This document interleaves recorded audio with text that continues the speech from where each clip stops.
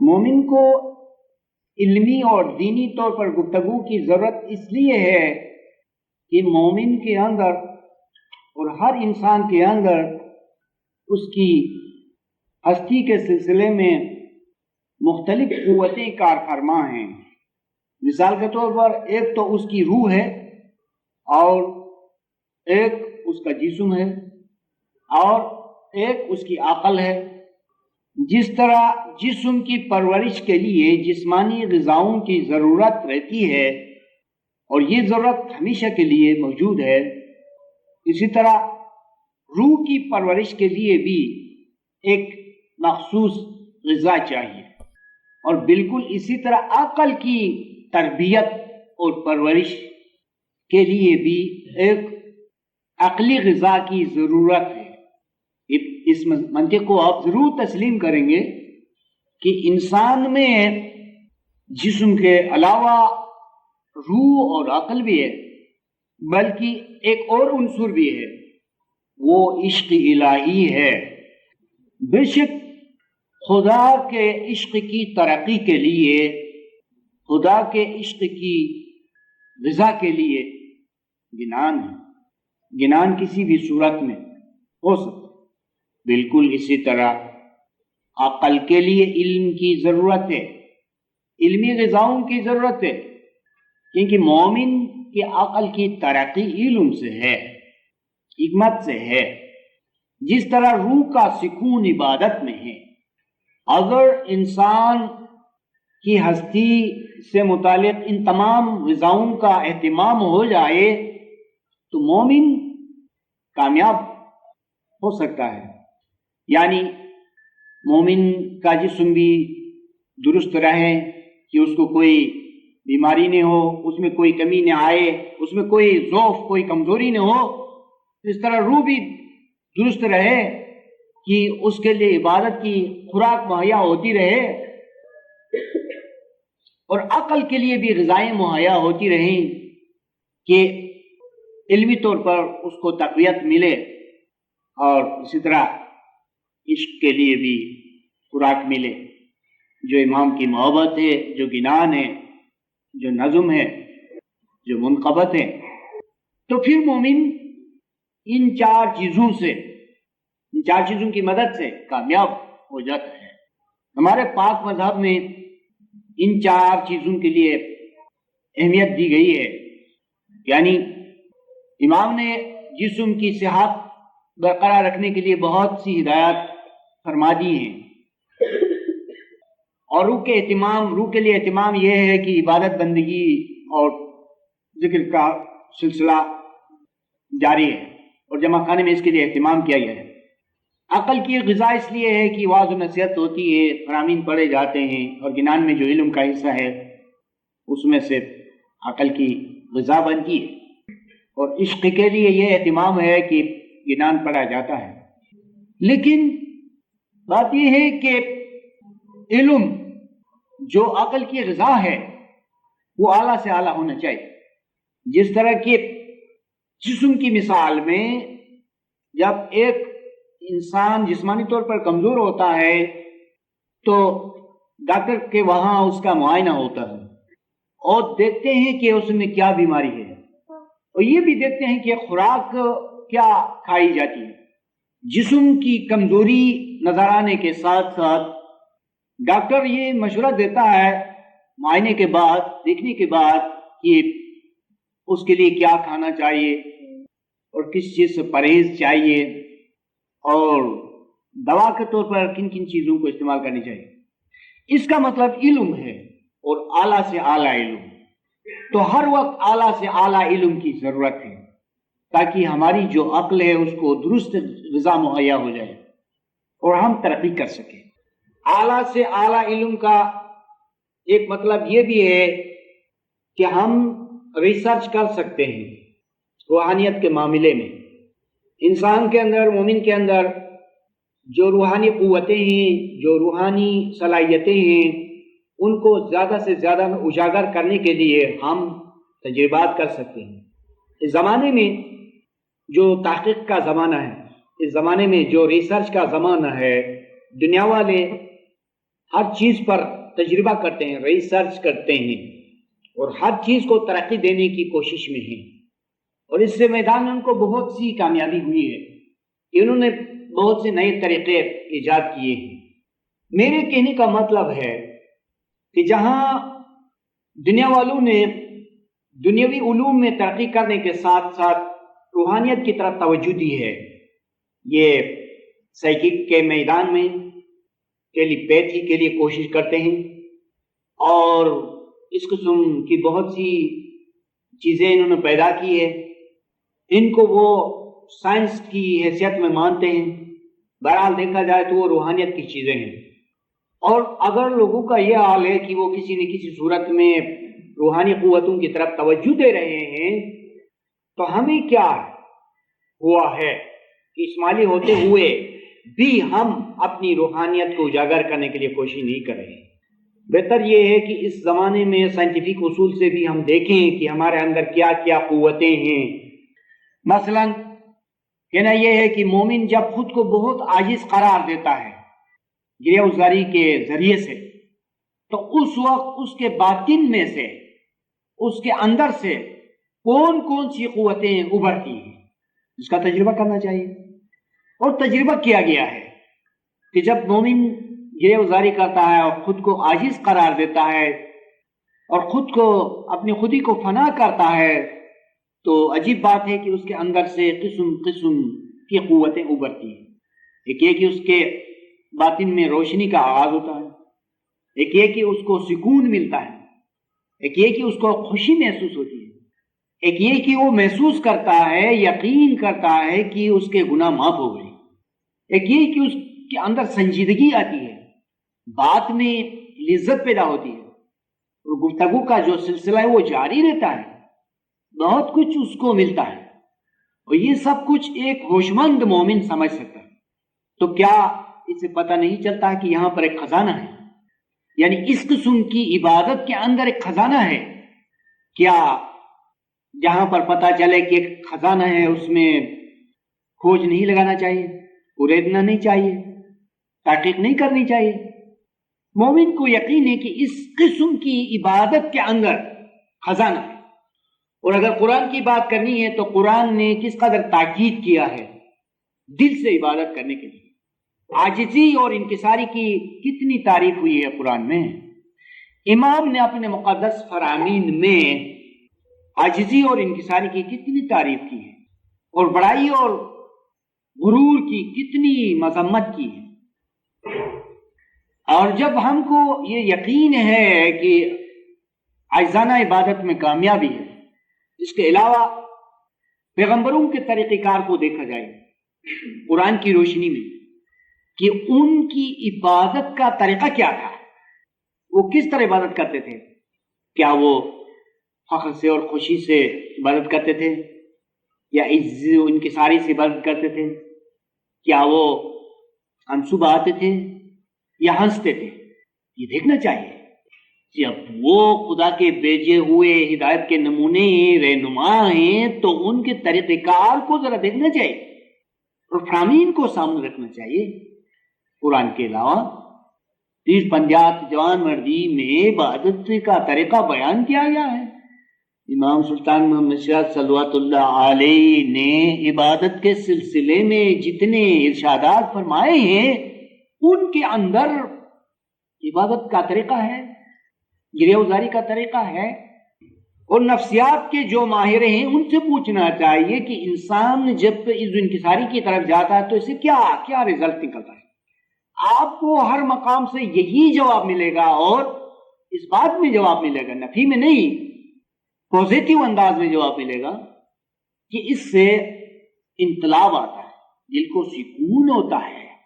ہم یہ نہیں چاہتے ہیں کہ یکایک جماعت خانے کا انداز بدل جائے، وہ تو بحیثیت مجموعی جو کچھ بھی مناسب ہے سب کو دیکھ کر قابل برداشت ایک ہدایت دی جائے گی، لیکن انفرادی طور پر جن کو شوق ہے، زیادہ جد و جہد کرتے ہیں، نفس کے خلاف جہاد جاری ہے، تو ان کو کچھ کرنا چاہیے۔ دین حق میں 8 گھنٹے کی عبادت ہے تو وہ 8 گھنٹے کی عبادت جماعت خانے میں تو نہیں ہو سکتی ہے. آپ کس طرح سب جماعت کو 8 گھنٹے کی عبادت میں پابند کر سکتے ہیں؟ یہ تو مناسب نہیں ہے اس ترقی کے زمانے میں. لیکن کچھ درویش صفت لوگ ہو سکتے ہیں، اور ہر مذہب میں یہی ہوا ہے کہ کچھ لوگ مخصوص ہوتے ہیں، وہ زیادہ کوشش کر سکتے ہیں. جس طرح دنیاوی بات میں سب یکساں نہیں ہے، کچھ دنیاوی طور پر بہت زیادہ کامیاب ہیں، ان کے پاس بہت دولت ہے، ٹھیک ہے، اس سے جماعت کو فائدہ ہے، اور وہی لوگ بہت زیادہ یعنی مالی طور پر جماعت کی مدد کر سکتے ہیں. اسی طرح کیا یہ ایک طبقہ نہیں ہونا چاہیے کہ یعنی کچھ درویش صفت ہوں کہ وہ الگ، وہ اس قابل ہیں کہ وہ عاجز ہیں، وہ یہی کر سکتے ہیں کہ بس ان کے اندر عاجزی ہے، انکساری ہے. رسول اللہ کے زمانے میں کیا سب یکساں تھے؟ تو پھر اصحاب صفہ کیا تھے؟ رسول اللہ کے زمانے میں ایک طبقہ تھا، وہ درویشوں کا طبقہ تھا، بس وہ یہی کر سکتے تھے کہ ایک گوشے میں بیٹھی عبادت بندگی کرے.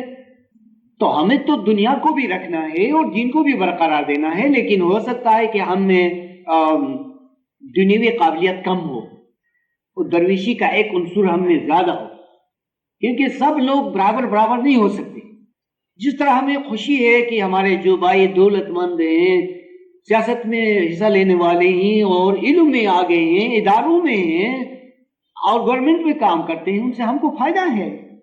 جب بھی موقع ملتا ہے تو ہم ان کے سامنے سر جھکاتے ہیں، ان سے ہم خوش ہوتے ہیں، وہ ہمارے مددگار ہیں. اس سے ہماری جماعت اور ہمارے مذہب کی نیک نامی ہو سکتی ہے. اس طرح ایک ایسا طائفہ، ایک ایسا گروہ بھی چاہیے جو کہ وہ یعنی مزید عبادت کرنے میں کامیاب ہو جائے. میرے کہنے کا مقصد یہ ہے کہ جب میں کینیڈا میں گیا تو اس وقت وہاں پر ایک تحریک چل رہی ہے ہندوؤں کی. یہ بات بہت دلچسپ ہے، میں آپ کو بتاؤں گا، اس سے آپ کافی مطلب کو سمجھ پائیں گے. تو یونیورسٹی کی اور باہر کی نئی نسل اس تاریخ سے متاثر تھی.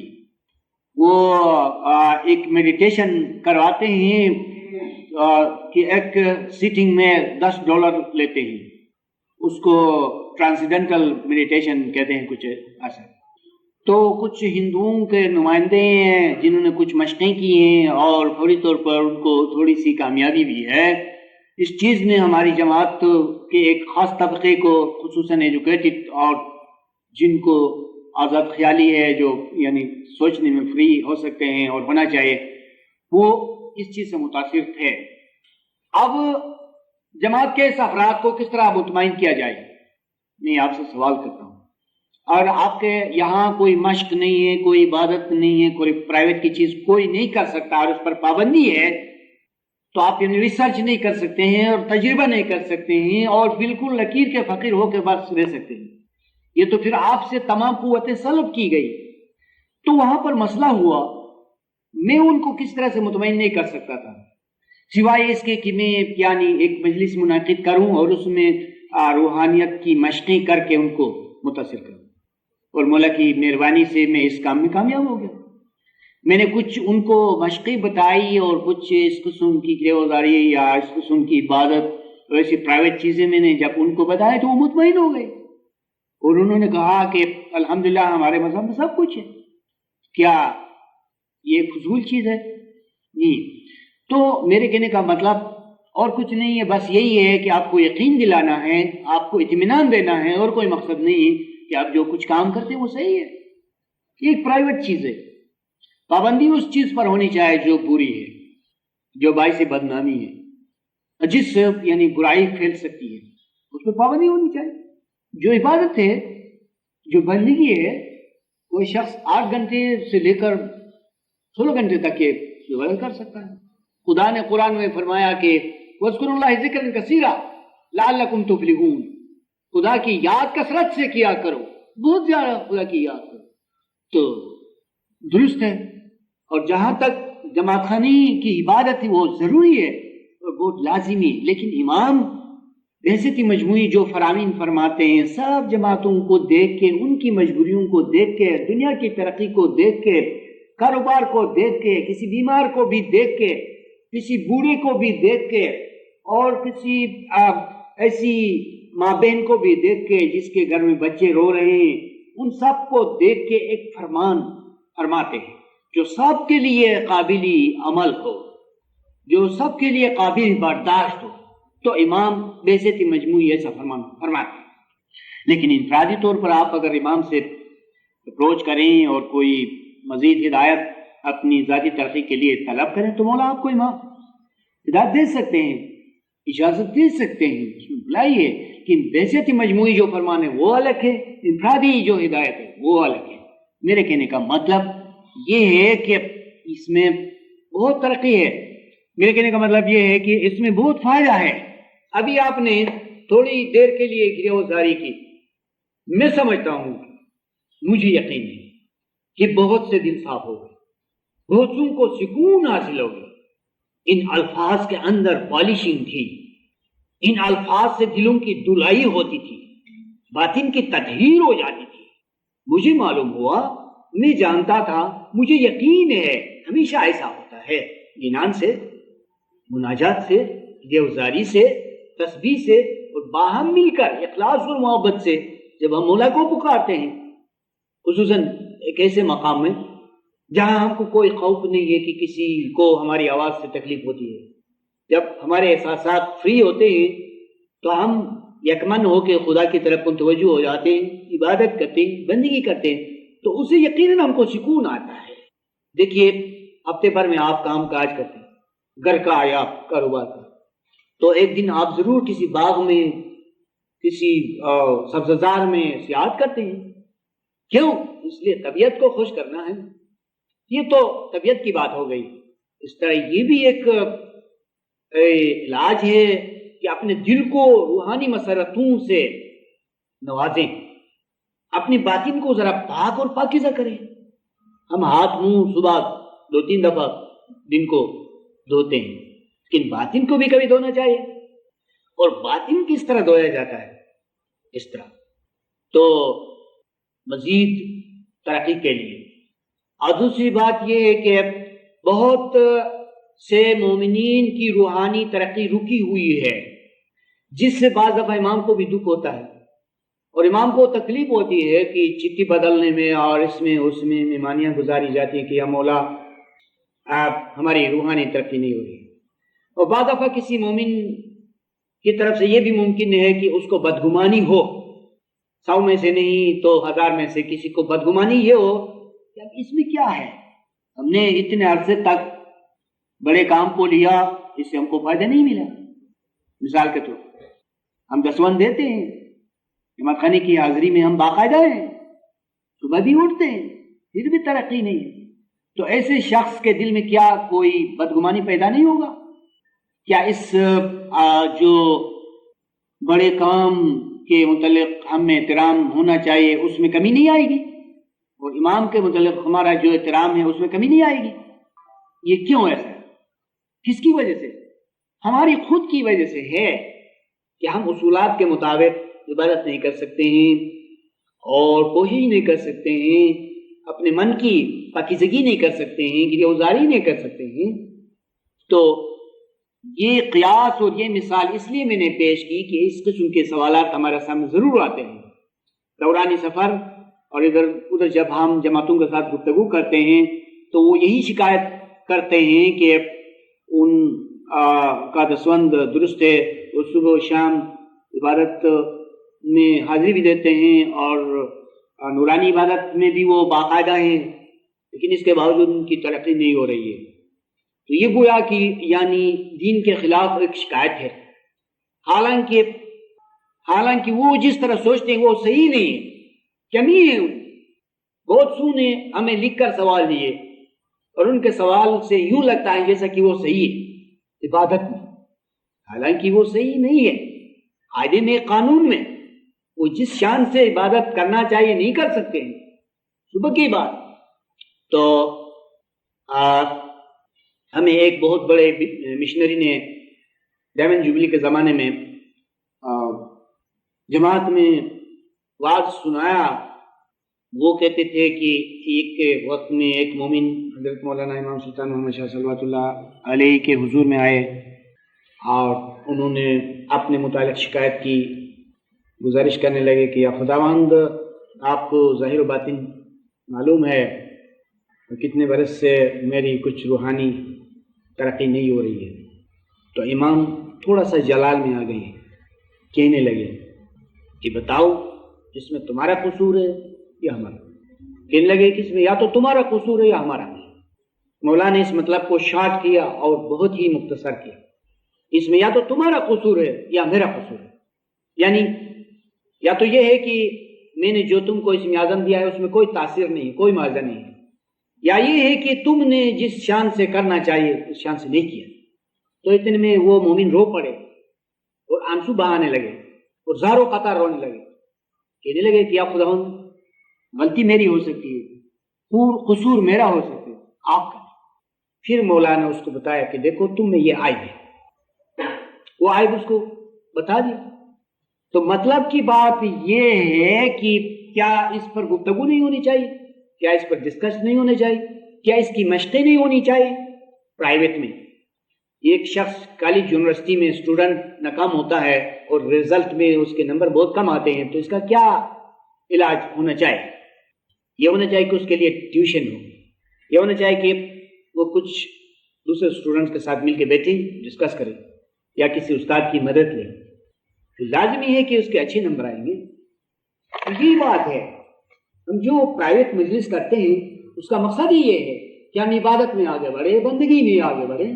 اس لیے اس میں علم کی باتیں بھی کرتے ہیں، روحانیت کی باتیں کرتے ہیں، کبھی کبھار تجربات بتاتے ہیں، کبھی کبھار کچھ تیاری سے متعلق باتیں کرتے ہیں.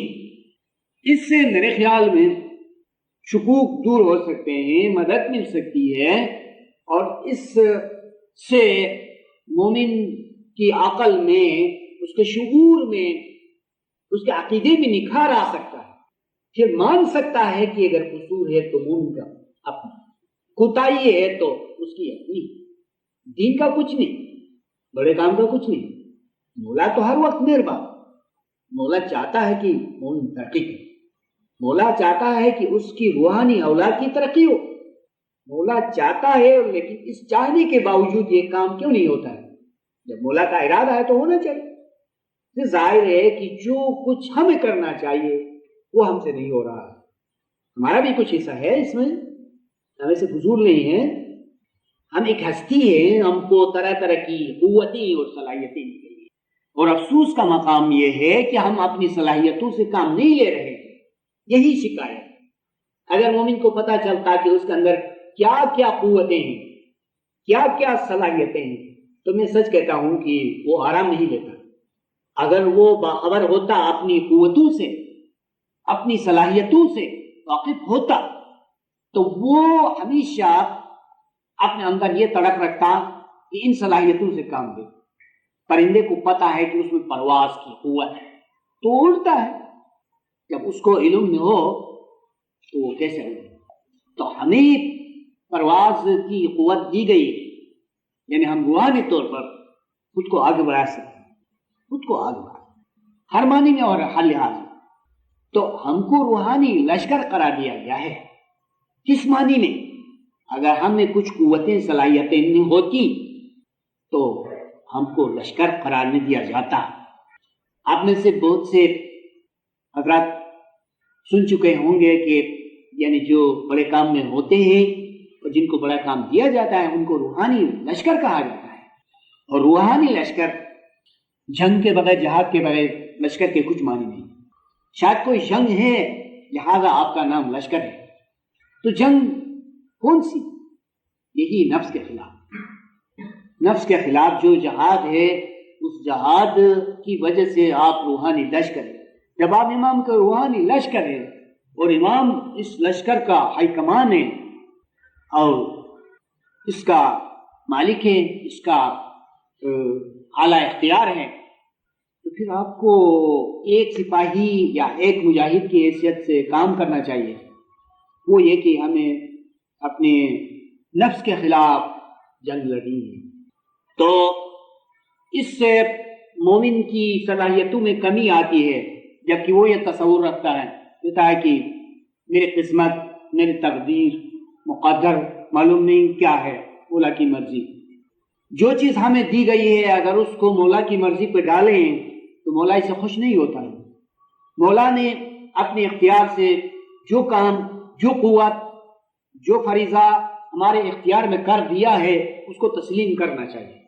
اس سے مولا کی خوشی ہے. اپنے کام کو کم کر کے مولا پہ ڈالیں اور کہیں مولا کی مرضی، اس سے میں سمجھتا ہوں کہ مولا خوش نہیں ہوتا. کیا یہ مولا کی تعریف نہیں ہے کہ اس نے بہت ساری قوت ہم کو دی ہے، بہت ساری ذمہ داری ہم کو سونپی ہے، اس لیے کہ ہم اس کے روحانی فرزند ہیں، اس لیے کہ ہم اس کے مشاہد ہیں. روحانی فرزند میں بھی بہت سے معنی آتے ہیں. ایک اچھا لائق فرزند ہو تو اپنے باپ کے کام میں سے بہت سا حصہ سر انجام دے سکتا ہے. تو یہ اسماعیلی تصور ہے. دوسروں کے تصور میں اور ہمارا تصور میں یہ بہت بڑا فرق یہ ہے کہ دوسرے لوگ ہر بات کو قسمت پر اور تقدیر پر ڈالتے ہیں. ہمارے یہاں یہ نہیں ہے. ہمارے یہاں خدا تک جا ملنا ممکن ہے. ہمارے یہاں بہت کچھ کام کیا جا سکتا ہے. یہ اسماعیلیوں کی شان ہے، امام کے مریدوں کی شان ہے کہ وہ اعلیٰ سے اعلیٰ کام کرتے ہیں، محنت کرتے ہیں. محنت اپنی محنت کو کبھی کاؤنٹ کیا، کبھی شمار کیا؟ کس قدر آپ کو شان ہے، کتنا کام کرتے ہیں عبادت کے معاملے میں کہتا ہوں. کبھی آپ یہ بھی سوچیں، ایک پلے میں دنیوی محنت جو آپ کرتے ہیں وہ رکھیں اور دوسرے پلے میں روحانی محنت مشقت رکھیں. انصاف سے دیکھیں دنیوی محنت کتنی ہے اور اخروی یا کہ روحانی محنت کتنی ہے. دونوں کو انصاف سے. اور آپ یہ بھی دیکھیں کہ دنیا کی زندگی کی مدت کتنی لمبی ہے اور آخرت کی جو عمر ہے وہ کتنی لمبی ہے، اس کو بھی دیکھیں. اگر آپ اس نتیجے پر پہنچیں کہ آخرت کی زندگی کبھی ختم ہونے والی نہیں ہے اور دنیا کی زندگی جو ہے وہ 2 دن کی ہے، تو اس سے آپ اس نتیجے پر پہنچیں گے کہ آخرت کے لیے زیادہ سے زیادہ محنت درکار ہوگی، کیونکہ اس کی مدت بہت لمبی ہے، اس کا زمانہ کبھی ختم ہونے والا نہیں ہے. اور دنیا کی زندگی جو ہے آپ کی عمر آخرت کی عمر کے مقابلے میں بہت محدود ہے، بہت چھوٹی ہے. لہذا آپ کو اصل میں دیکھا جائے تو دنیا کے لیے تھوڑی سی محنت کرنی چاہیے. چلیے خدا نے یہ بھی معاف کیا تو اس معافی کے بعد آپ کم سے کم جتنی محنت دنیا کے لیے کرتے ہیں اتنی محنت آخرت کے لیے کریں تو پھر بھی مولا کی اس میں رحمت ہوگی اور مولا کی رحمت کی وجہ سے وہی محنت آپ کے لیے کافی ہوگی جو آپ حصولی آخرت کے لیے، حصولی روحانیت کے لیے تھوڑی سی کریں. اور اس میں مولا اپنی طرف سے کچھ برکتیں بھی ڈالے گا، اس میں وزن آ جائے گا. لیکن سچ پوچھو تو حالت یہ ہے کہ ہم روح کے لیے، آخرت کے لیے، دین کے لیے جو کوشش کرتے ہیں وہ بہت تھوڑی ہے، جو مشقت ہم اٹھاتے ہیں وہ بہت تھوڑی ہے. اس کی مثال یہ ہے کہ جب ہم سوتے ہیں اور سونے سے بیشتر جب ہم بسترے میں جانے کے لیے سوچتے ہیں تو ہم کو صبح کے اٹھنے کا ڈر نہیں ہوتا ہے، ہم کو خوف نہیں ہوتا ہے، ہم مطمئن ہو کے آرام سے سوتے ہیں. اگر ہمارے دل میں خوف ہو تو صبح ایک دم سے چونکے، اور ہمارے دل میں شوق ہو تو بر وقت جاگیں، اور ہمارے دل میں تڑپ ہو تو ہماری عبادت کا سلسلہ جو ہے وہ جاری رہے اور اس میں کوئی خیال، کوئی وسوسہ، کوئی دوسری بات مخل نہ ہو. ایسا نہیں، ہمیں عشق نہیں، ایمان سے. دنیا سے ہے، دنیا سے کافی ہے، اپنے کاروبار سے، کام کاج سے، بال بچوں سے، یہ سب دنیا ہے، اس کو دنیا کہتے ہیں. تو دنیا سے ہماری محبت، لیکن مولا سے ہماری محبت برائی نہ ہو. زور زور سے کبھی خود میں مولا کی محبت کو پیدا کرنے کے لیے کوشش کرتے ہیں، وہ شاید عارضی طور پر پیدا بھی ہو جاتی ہے لیکن مستقل نہیں ہے. اگر ہم چاہیں کہ ہمارے اندر مولا کی محبت مستقل ہو، دائمی ہو، تو اس کے لیے جد کرنے کی ضرورت ہوگی. ہم اٹھیں، بیٹھیں، جاگیں، سوئیں، کھائیں، پییں اور آرام کریں، ہر حالت میں مولا کو یاد کریں، خود کو محبت کی رسی سے اس سے وابستہ کریں، اور اس کے دامن سے کبھی ہاتھ کو نہیں چھوڑے. ہم دائم الذکر ہو جائیں. جب دائم الذکر نہیں ہے تو وہ صبح کے وقت جو ہم عبادت کرتے ہیں وہ لگتی نہیں ہے, وہ ٹھہرتی نہیں ہے. ہمارے اندر نیکی کی قوتیں موجود ہوں, اور اگر ہم نے اپنے لیے بہت سارے فرشتے دوست بنا لیے ہوں تو صبح کے وقت وہ فرشتے ہماری مدد کریں گے, ہماری عبادت کے دوران وہ مدد کریں گے, اور ہماری عبادت میں ایک دم سے طرح طرح کی برکتیں پیدا ہو جائیں گی, اور ہماری عبادت ہم کو ایک خاص مقام تک پہنچا دیں گی. اس کے لیے یہ ہماری کمی ہے. کیا ہم کو اس کمی کا احساس نہیں کرنا چاہیے؟ یہ دانشمندی نہیں ہے کہ ہم اپنے اوپر تبصرہ کریں, اپنے حالات پہ تبصرہ کریں اور کریں, جاگیں, خواب غفلت سے جاگیں اور عبادت کو ناکافی سمجھیں. ہم گمان میں پڑے کہ ہم عبادت کرتے ہیں اور اس کی وزن کو ہم نہیں سمجھ پا رہے ہیں کہ اس کا رزلٹ کتنا آتا ہے. جس طرح ایک سست لڑکا برائے انعام اسکول جایا جاتا ہے لیکن اس کا دل نہیں ہے لیسن میں, وہ کھیل کود میں اور آنے جانے میں, کھانے پینے میں اور شوقیہ چیزوں میں اپنے وقت کو ختم کرتا ہے. تو جب امتحان آتا ہے تو نمبرات اس کے بہت کم ہوتے ہیں اور رزلٹ کچھ نہیں آتا ہے. پھر وہ کبھی تو ماسٹر سے جھگڑا کرتا ہے, کبھی گھر میں کسی سے جھگڑا کرتا ہے کہ یہ نہیں ہے وہ نہیں ہے. تو ناکامی کے وقت انسان کی یہ عادت ہے کہ اس میں الجھ جاتا ہے, اس میں الجھ جاتا ہے, وہ اپنے اوپر ذمہ داری لینے کے لیے تیار نہیں ہے. یہ انسان کی فطرت ایسی ہے. اس کے لیے خدا را دانشمندی یہ ہے کہ کمی اور کوتاہی کو خود ہی قبول کریں.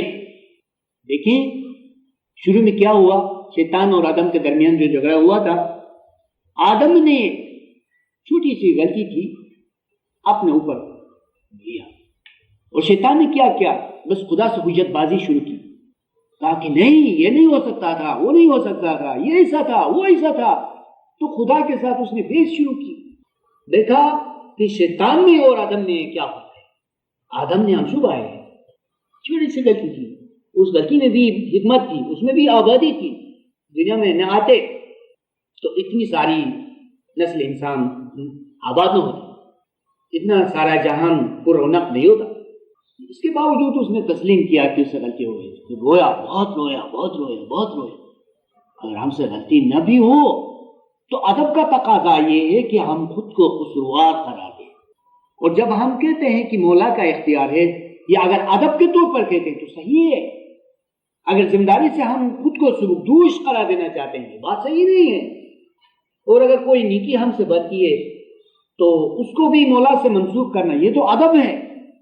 ٹھیک ہے ہم نے کیا ہے, لیکن چونکہ بنیادی قوت مولا نے ہم کو دی تھی, سرمایہ مولا نے دیا تھا, اور اس سرمایہ سے ہم نے کوئی تجارت کی تو وہ تو مولا نے کیا. یہ تو کہنے کی بات ہے. تو اس لیے میں چاہتا ہوں کہ مومن تبصرہ کرے, غور کرے, اور خود کو ہر وقت قصوروار ٹھہرائیں اس پسماندگی میں. اور پھر ہو سکتا ہے کہ مومن آگے بڑھے. انقلاب کے بغیر اگر کوئی مشین نہیں چل پڑتی ہے تو یہ میکینک کا کام ہے کہ اس کو دیکھیں اور اس میں سے جو فالٹ ہے اس کو دور کرے, اس کی اصلاح کرے, اس کی صفائی کرے. تو انسان ایک طرح سے ایک مشینری کی طرح ہے, لحاظ سے دیکھا جائے مشینری ہے. تو مومن کو چاہیے کہ اپنا تجزیہ کرے, اپنے آپ کو دیکھیں اور اس کا علاج کریں. پھر کوئی وجہ نہیں ہے کہ مومن ترقی نہیں کرے. اور بہت ہی ضروری ہے کہ اسماعیلی جو اس موافق ہیں, اس قابل ہیں کہ روحانی ترقی کرے, وہ ضرور ترقی کرے. اور دوسروں کے لیے وہ روئے دھوئیں, سر پیٹیں اور افسوس کریں, کوشش کریں تو اسے کیا بن سکتا ہے.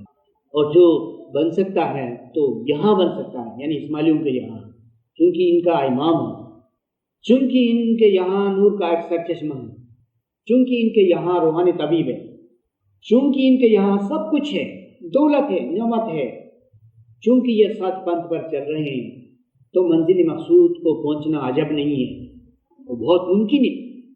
تو آج ہم نے جو مجلس منعقد کی ہے وہ ہماری ان محترم بہنوں کے اعزاز میں ہیں جو انڈیا سے تشریف لائی ہیں، اور میرے خیال میں وہ آج یہاں تشریف لائی ہیں، نہیں آ سکی. تو مقصد یہ پروگرام ایسا تھا، شاید ان کو کچھ یعنی مجبوری ہوئی. بہرحال یہ ایک بہانہ تھا، اس بہانے سے ہم نے چاہا تھا کہ سب عزیزان اس میں آ جائیں.